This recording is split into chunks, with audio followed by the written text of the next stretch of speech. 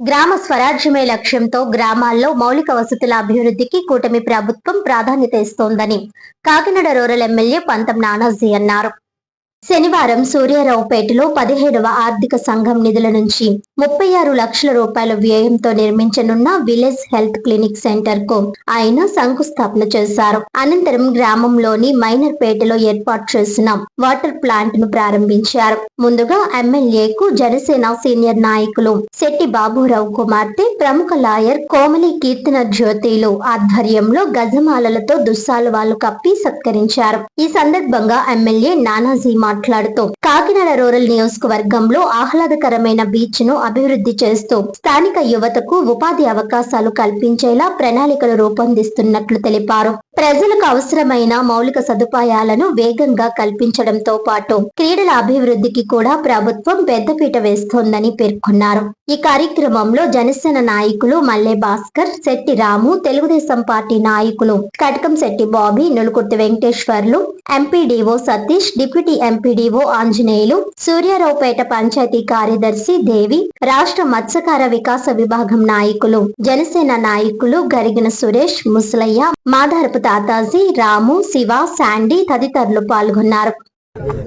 గ్రామ స్వరాజ్య లక్ష్యంగా ఈ కూటమి ప్రభుత్వం చంద్రబాబు నాయుడు గారి యొక్క నాయకత్వాన్ని, పవన్ కళ్యాణ్ గారి సారథ్యంలో జరుగుతున్నటువంటి ఈ కూటమి ప్రభుత్వం నేను 100 రకాల ప్రామిసులు అయితే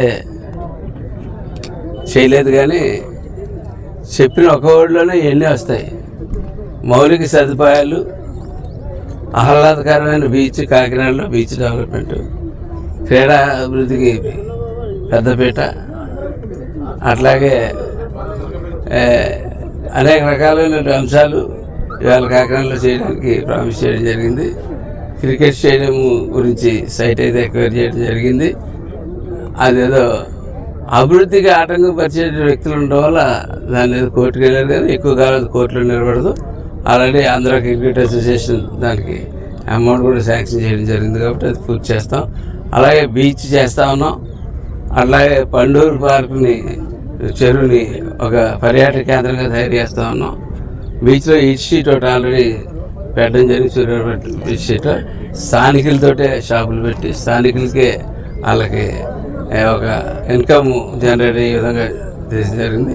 అట్లాగే ఇంకా అనేకమైన అంశాలు ఉన్నాయి బీచ్లో చేయడానికి. అందులో భాగం మౌలిక సదుపాయాల్లో భాగాల్లో 100 కోట్ల రూపాయల దాకా వెచ్చించి రోడ్లు వేయడం జరిగింది. అట్లాగే నాయలక్ష్యంలో కూడా పెద్ద మెజార్టీ ఇచ్చిన గ్రామం కాబట్టి దీని యొక్క మిగిలిన యొక్క హౌసింగ్ ప్రాబ్లమ్స్ కానీ, దీని యొక్క ఆరోగ్య యొక్క ప్రాబ్లమ్స్ కానీ, మంచినీటి ప్రాబ్లమ్స్ కానీ, ప్రతి ఒక్క ప్రాబ్లం ముఖ్యంగా నేను శానిటేషన్ మీద మటుకు చాలా కఠినంగా ఉండదలుచుకున్నాను. నేను లాస్ట్ టైం వచ్చినప్పుడు చూసినాను, ఇప్పుడు చూస్తూ ఉన్నాను. శానిటేషన్ అయితే మటుకు ఈ గ్రామంలో సరిగ్గా జరగట్లేదు. నేను ఇదే ఆ నాయకులకు కానీ ఎంప్లాయీస్ కానీ అందరికీ ఇదే ఆఖరి వారినిగా చెప్తా ఉన్నాను. ఈ గ్రామంలో శానిటేషన్ అత్యంత అవసరమైనటువంటి గ్రామం. ఈ గ్రామం మనం పర్యాటక రంగాన్ని అభివృద్ధి చేసుకోవడానికి రేపు తోడ్పడిపోతున్న గ్రామం. అటువంటి గ్రామానికి శానిటేషన్ విషయంలో మటుకు సరిగ్గా చేయని పక్షంలో సరైన అధికారులు తీసుకొచ్చి సరిగ్గా చేయించే కార్యక్రమం నేను ముందుకెళ్తానని చెప్పి నేను తెలియజేసుకుంటూ ఈ వెల్నెస్ సెంటర్ని తొందరగా పూర్తి చేసి ఇక్కడ ఉన్నటువంటి ప్రతి ఒక్కరు కూడా పరిపూర్ణమైన ఆరోగ్యంగా ఉండేటట్టు చూడాలనే కార్యక్రమం పెట్టుకోవడం జరిగింది. అట్లాగే మంచినీరు కూడా పరిశ్రమలను అందరినీ అడుగుతా ఉన్నాం. సిఎస్ఆర్ ఫండ్స్ ద్వారా ఈ ఊళ్ళో కొన్ని డ్రైన్స్ కూడా సిఎస్ఆర్ ఫండ్స్ ద్వారా కొన్ని డ్రైన్స్ కూడా వేసుకోవడం జరిగింది. మరిన్ని డ్రైన్స్ చేయవలసిన అవసరం ఉంది. ఎందుకంటే గతంలో గ్రామ నిర్మాణం ఇరుకిరుగ్గా జరిగిపోయిన సమస్యలు ఇక్కడ కొంచెం అవుట్లెట్స్ కానీ, మరుగుదొడ్ల విషయంలో కానీ కొన్ని విషయాలు వెనకబడి ఉండడం జరిగింది.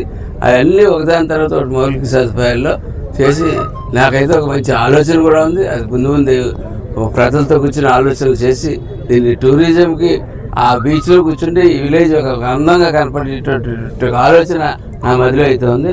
ఆ ఆలోచన కూడా నేను త్వరలో మీ అందరితో కూర్చుని దాన్ని అమలు చేస్తానని చెప్పి తెలియజేసుకుంటూ హెల్త్ సెంటర్కి సహకరించినటువంటి పెద్దలందరికీ వెంటనే చెప్పిన వెంటనే ఏరియా ఖాళీ చేసి ఇచ్చేసినందుకు, అలాగే మీ ఊళ్ళో గుడి కూడా నేను పూర్తి చేస్తానని మాటిచ్చాను. ఆ గుడి కూడా పూర్తి చేస్తూ ఉంది. ఎటువంటి ఇంకా కార్యక్రమాలు ఉన్నప్పటికీ భాస్కర్ కానీ, సురేష్ కానీ, ముసలయ్య కానీ, పెద్దలు అప్పారావు కానీ ఇతరులందరూ పెద్దలందరూ ఉన్నారు, ఎంపీటీసీలు ఇద్దరు ఉన్నారు, ఇంతమంది మాకు నాయకులు ఉన్నారు. ఇంతమంది నాయకులు ఉన్న చోట మా నాయకత్వ ప్రతిభ చూపించుకుంటాం, మా డెవలప్మెంట్ చూపించుకుంటాం. డెవలప్మెంట్ చూపించుకున్న తర్వాత మా నాయకుల నుంచే ప్రజాస్వామికంగా ఎన్నుకుని వారితోటి లోకల్ బాడీస్లో ఎదురుకెళ్తామని చెప్పి తెలియజేస్తాం.